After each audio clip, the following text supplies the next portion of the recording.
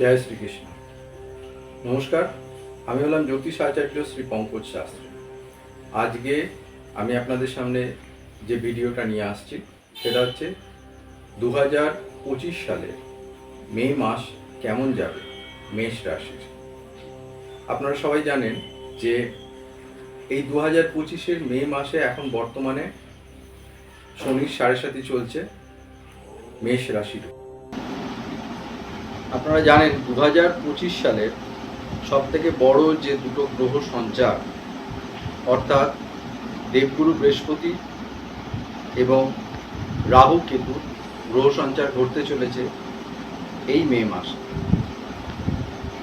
দেবগুরু বৃহস্পতি বর্তমানে বৃষ রাশিতে রয়েছে, বৃষ রাশি থেকে মিথুন রাশিতে এই মে মাসে যাচ্ছে এবং রাহু এবং কেতু যথাক্রমে তার অবস্থান পরিবর্তন হচ্ছে এই মে মাসে। এর ফলে একটা পজিটিভ চেঞ্জ লক্ষ্য করা যাচ্ছে। মেষ রাশির এতদিন যে সমস্যা চলছিল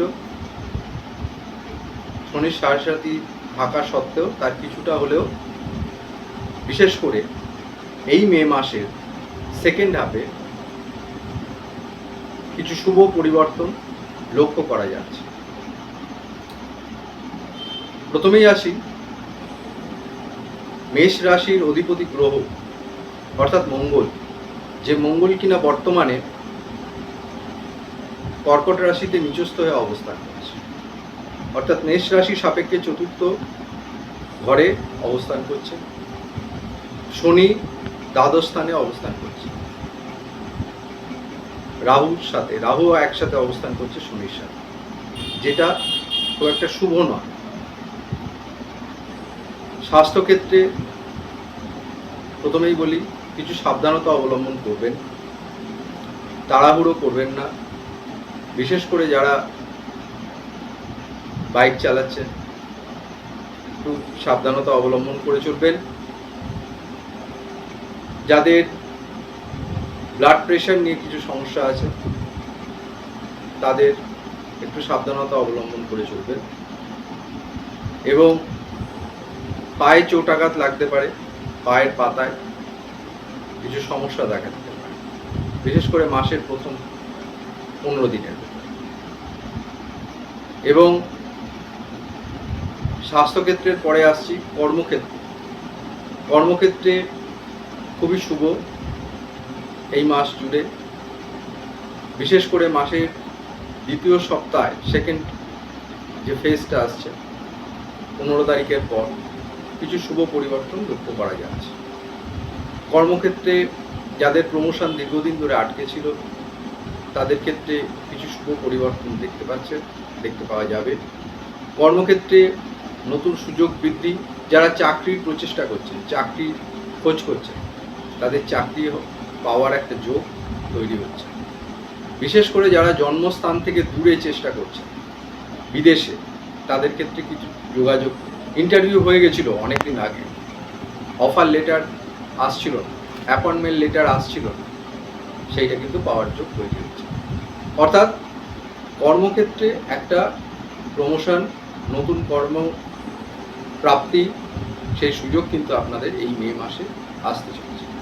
বিশেষ করে সরকারি চাকরির পরীক্ষা যারা দিয়েছিলেন তাদের ক্ষেত্রেও কিছু শুভ পরিবর্তন লক্ষ্য করা যাচ্ছে।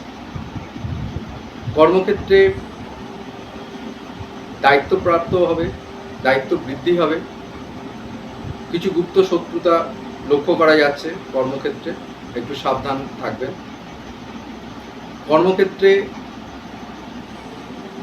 অর্থনৈতিক কিছু শুভ প্রাপ্তি হতে চলেছে, অর্থাৎ আর্থিক ক্ষেত্রে কিছু শুভ পরিবর্তন লক্ষ্য করা যাচ্ছে। আর্থিকভাবে মে মাসটা মেষ রাশির জন্য, বিশেষ করে মাসের দ্বিতীয় দিকে সেকেন্ড হাফ খুবই শুভ। এবার আসছি পেশা, প্রফেশন, অর্থাৎ যারা ডাক্তার, উকিল, অ্যাস্ট্রোলজি মতন প্রফেশনে রয়েছেন তাদের ক্ষেত্রেও কিছু শুভ আর্থিক দিক দিয়ে কিছু শুভ পরিবর্তন লক্ষ্য করা যাচ্ছে। এবার আসি যারা ভ্রমণের সাথে যুক্ত আছে, অর্থাৎ ভ্রমণ করতে হচ্ছে, যেমন অনেকে কর্মক্ষেত্রে ভ্রমণ করতে হয়, যেমন সেলসম্যান বিভিন্ন জায়গায় ঘুরে ঘুরে, তারা একটু সাবধানভাবে চলাফেরা করবেন। ডাক্তারদেরও বলছি, ডাক্তার উকিল যাদেরকে কর্মক্ষেত্রে একটু ভ্রমণ করতে হয়, সাবধানতার সাথে একটু কয়েকদিন চলবেন, বিশেষ করে মাসের প্রথম 2 সপ্তাহ। কর্মক্ষেত্রে আমি আগেও বলেছি যে প্রমোশন ন্যায্য প্রাপ্তি হওয়া ছিল সেগুলো হবে। দীর্ঘদিন ধরে যে বাধা হয়েছিল সেই বাধাগুলো কাটতে চলেছে। কর্মক্ষেত্রে হায়ার ম্যানেজমেন্টের সাথে মতানৈক্যর কিছু একটা যোগ তৈরি হতে চলেছে, একটু সাবধানে থাকবেন। মতানৈক্য হতে পারে হায়ার ম্যানেজমেন্টের সাথে, ডিসিশন মেকিং, সিদ্ধান্ত নিয়ে কিছু সমস্যা আসতে পারে। কর্মক্ষেত্রে যারা দূর বদলি বা ট্রান্সফারের জন্য দীর্ঘদিন ধরে অপেক্ষা করেছিলেন, তাদের ক্ষেত্রে কিছু শুভ পরিবর্তন লক্ষ্য করা যায়। সরকারি চাকরির পরীক্ষায় যারা দিয়েছিলেন, মাসের সেকেন্ড হাফে অফার লেটার বা অ্যাপয়েন্টমেন্ট লেটার আসতে পারে। এবার আসছি আর্থিক দিক, আপনাদের বললাম। এবার আসছি ব্যবসার দিকেও কিছু শুভ পরিবর্তন লক্ষ্য করা যাচ্ছে, বিশেষ করে সেকেন্ড হাফে মাসের দিকে। ব্যবসা ক্ষেত্রে কিছু কানেকশন নতুন হবে। দীর্ঘদিন ধরে আটকে ছিল যে অর্থ প্রাপ্তি, সেটা হতে চলেছে। ন্যায্য টাকা পাচ্ছিলেন না, দীর্ঘদিন ধরে নতুন টেন্ডার আটকে ছিল, সেই সমস্ত কাজ হতে চলেছে। এবার আসছি সন্তান স্থান নিয়ে, অর্থাৎ 2025 সালের মে মাস মেষ রাশি কেমন যাবে সন্তান স্থান। সন্তান স্থানের দিক দিয়ে বলতে গেলে মাসের প্রথম যে ফেজটা, প্রথম 2 সপ্তাহ শুভ যাবে। সেকেন্ড ফেজটা সন্তান স্থান একটু অশুভ দেখতে পাচ্ছি, অর্থাৎ সন্তান নিয়ে টেনশন বাড়বে, একটু অবাধ্য হবে, পড়তে বসতে চাইবে না। যারা সন্তানদের নিয়ে চিন্তা আছেন যে বাইকটা দেবো কি দেবো না, কয়েকটা দিন একটু অপেক্ষা করুন। বা যারা বাইক নিয়ে যাতায়াত করছে তাদেরকে বলুন সাবধানতার সাথে চলাফেরা করতে, বিশেষ করে মাসের সেকেন্ড হাফ, এই মে মাস 2025 সাল মেষ রাশি। এবারে আসছি পড়াশোনা, অর্থাৎ এডুকেশনের দিকে। প্রথমেই বলি, যারা উচ্চবিদ্যার ক্ষেত্রে খুবই শুভ। যারা মাস্টার ডিগ্রি করছে, যারা পিএইচডি করছে, যারা কর্মক্ষেত্রে দূর স্থানে যেতে চাইছে, তাদের ক্ষেত্রে বিশেষভাবে শুভ যোগ পরিলক্ষিত হচ্ছে। যারা শিক্ষার মাধ্যমে বাইরে যেতে চাইছে, অনেক দিন ধরে অ্যাপ্লাই করেছিলেন, আটকে ছিল, বিদেশ যেতে চাইছে, তাদের ক্ষেত্রেও শুভ। এবারে আসছি প্রেমজ ক্ষেত্রে। ভুল বোঝাবুঝি যেগুলো ছিল, যার জন্য একটু সমস্যা হচ্ছিল, সেগুলো কেটে যেতে পারে। বিশেষ করে মে মাসে 2025-এর ফার্স্ট হাফের কথা বলছি। সেকেন্ড হাফে কিন্তু আবার দেখা গেল কিছু সমস্যা আসতে চলেছে। কোনো রকম অবৈধ সম্পর্কের ভেতরে কিছু সমস্যা, তৃতীয় ব্যক্তি প্রবেশ, এগুলো আসতে চলেছে। 2025 সালে মে মাস মেষ রাশি দাম্পত্য কীরকম যাবে এবারে আসছে সেই নিয়ে। দাম্পত্য ক্ষেত্রে কিছু অশান্তি, ভুল বোঝাবুঝি, এগুলো লক্ষ্য করা যাচ্ছে। এগুলো একটু সাবধানতার সাথে চলাফেরা করবেন, কিছু কথাবার্তা বুঝে বলবেন, মাথা ঠান্ডা রেখে চলবেন। হঠাৎ করে মাথা গরম হয়ে যেতে পারে, সেক্ষেত্রে কিছু সমস্যা তৈরি হতে পারে। এবং শুধু তাই নয়, আবার বলছি স্বাস্থ্যক্ষেত্রে কিছু সমস্যা দেখা দিতে পারে, সেগুলো একটু খেয়াল রাখবেন। যানবাহন, দ্রুতগামী যানবাহন যেগুলো যারা প্রতিদিন যাতায়াত করছেন অফিসে, তাদের পক্ষে কিছু সাবধান অবলম্বন করবেন, সাবধান থাকবেন।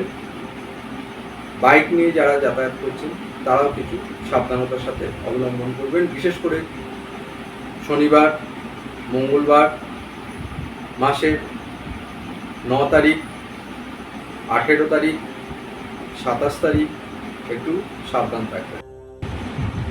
2025 সালের মে মাস মেষ রাশি যেগুলো বললাম সেগুলো মাথায় রাখুন, সাবধানতার সাথে অবলম্বন করুন। এবার কি করবেন? প্রথম কথা, হনুমানজির পুজো করুন, হনুমান চালিসা পাঠ করুন, প্রতিদিন করুন। বিশেষ করে শনি মঙ্গলবার শিবজির অভিষেক করুন, শিবলিঙ্গে পঞ্চামৃত দিয়ে অভিষেক করুন।